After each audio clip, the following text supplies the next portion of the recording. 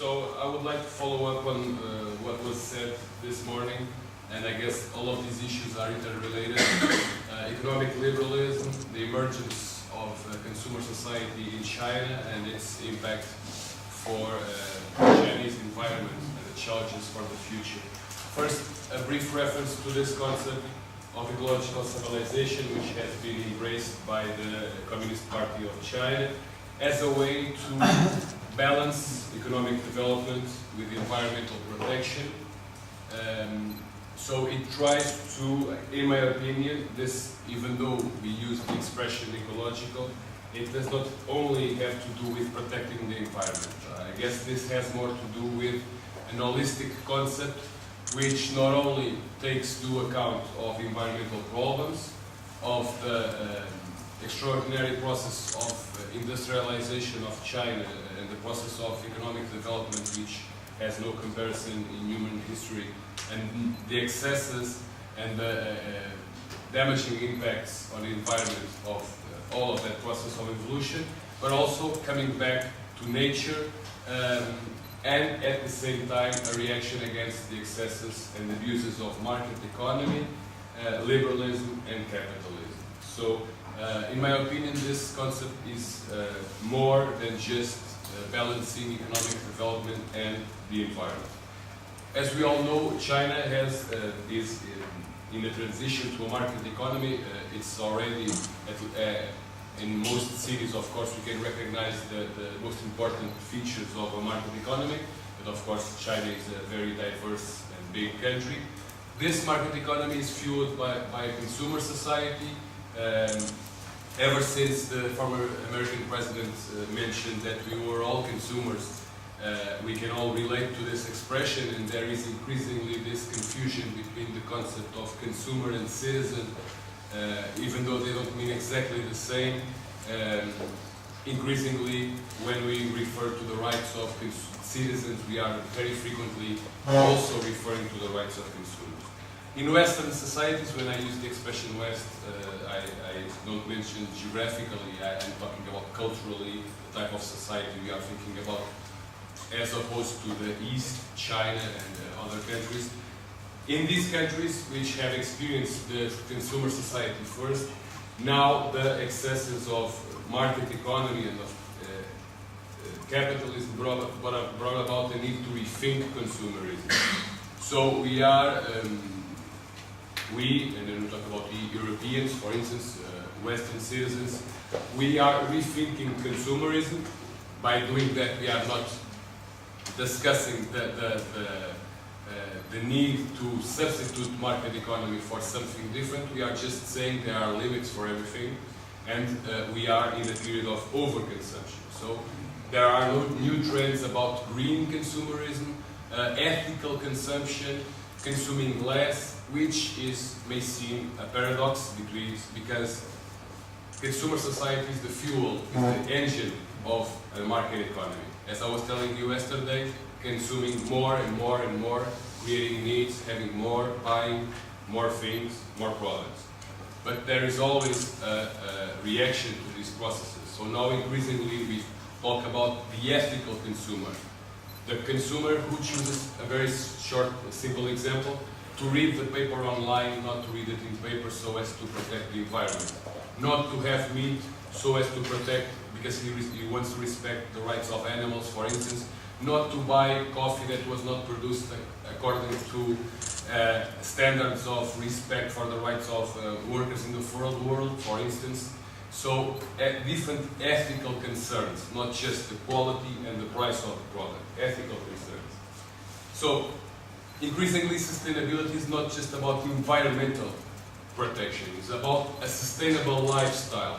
In Europe and in the West we developed this phenomenon of overconsumption, which is very good for the market, very good for companies, but as we all know has its consequences. For instance, example, financial crisis, the market bubble, the retail estate bubble, not to speak of environmental degradation. So some authors, returning to China, some authors talk about a feeling of consumption euphoria. Of course, China is going through a period where a lot of people were taken from poverty, an amazing process which has been hailed by several organizations, and of course people feel entitled to social and cultural connotation, Western lifestyle, in the sense that you can have a coffee at Starbucks, for instance, that you can have access to products, not only food and water, which are essential for human life,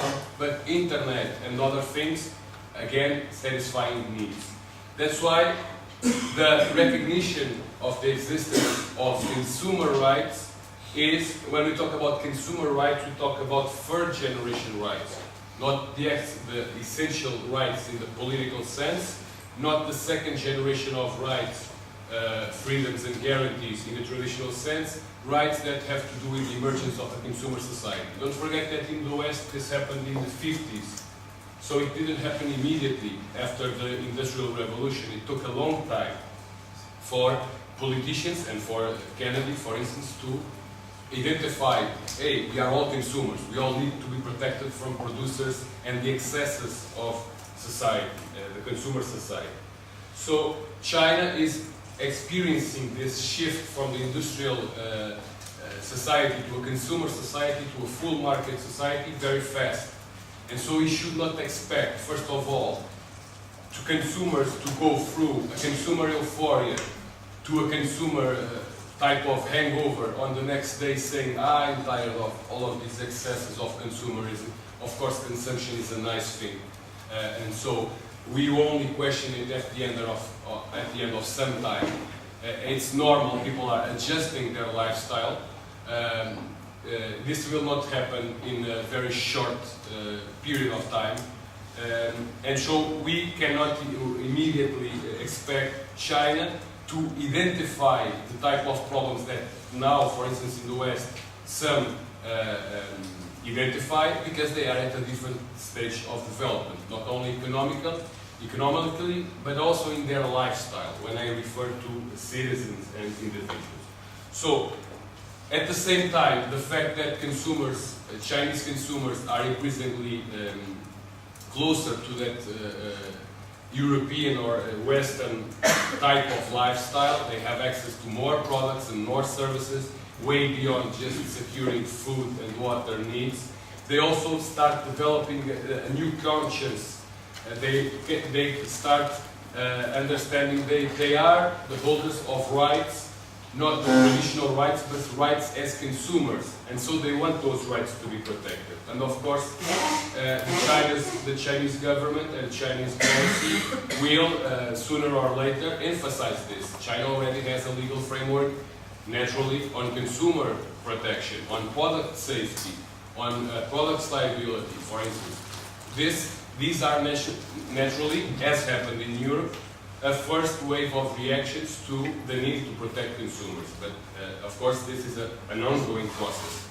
Also in Europe, we keep hearing European officials talking about the need to protect consumers, because that's the vehicle for a stronger market. So, in the future, I would say that China will realize the need to shape new policies and new rules to achieve this ecological civilization. Again, I'm perceiving this concept in a broad sense, in an holistic sense, shaping new rules, rights and duties for individuals in society. Because consumers, we only talk about rights, but of course consumers also have duties, and this is related to what we have been talking about in classes. The consumers are also polluters, and how the excesses of the consumption society have a cost in the environment. But at the same time, naturally and slowly, individuals, both by themselves and as members of groups, are not only recognizing that they are holders of rights as consumers, as citizens, because they are getting used to having certain products and services, and they aim for quality, accessibility, but also other things. Increasingly, we always want to raise the level. And they are also interested in claiming effective protection of their rights in case they suffer damages. Professor Paulo mentioned, for instance, the importance of collective actions.